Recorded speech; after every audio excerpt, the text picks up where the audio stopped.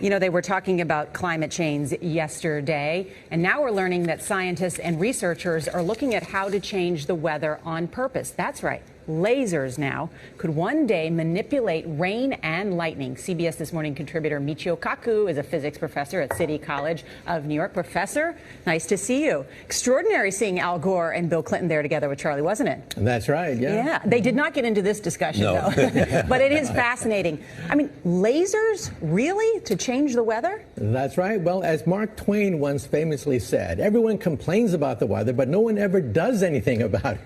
Well, instead of doing a rain dance, we physicists are firing trillion-watt lasers into the sky to actually precipitate rain clouds and actually bring down lightning bolts. This is potentially a game changer. But this is experimental. It's experimental. However, in the laboratory so far it works. When you have water vapor and you have dust particles or ice crystals, you can precipitate rain. It condenses around the seeds. These seeds can also be created by laser beams. By firing trillion-watt lasers, you rip apart the electrons, creating what are called ions, and these ions act like seeds, like dust particles, bringing down rain and even lightning. Go ahead. Well, this fascinates me in part because, too, I remember reading the stories that China had used this during the Olympics, that the USSR had used this after Chernobyl to create rain clouds. I mean, did those really work then? We have some of these capabilities now? Inconclusive. Even in the 60s, the CIA used this to bring down monsoons during the Vietnam War, to wash out the Viet Cong. Governments have been playing with this thing. Alleged to. Alleged to, right. Yeah. Now, we realize that for decades now, these governments have been alleged to have experimented with weather control, but nothing conclusive.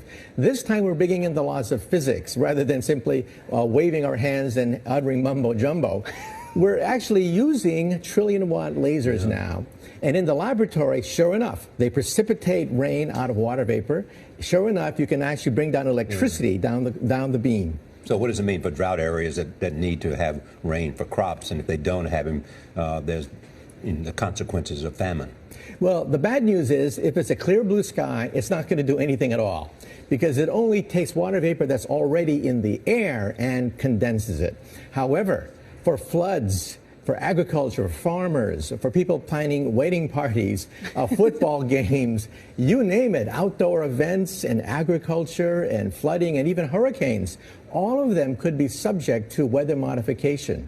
Incredibly interesting, Professor Michio Kaku. Thank you so much.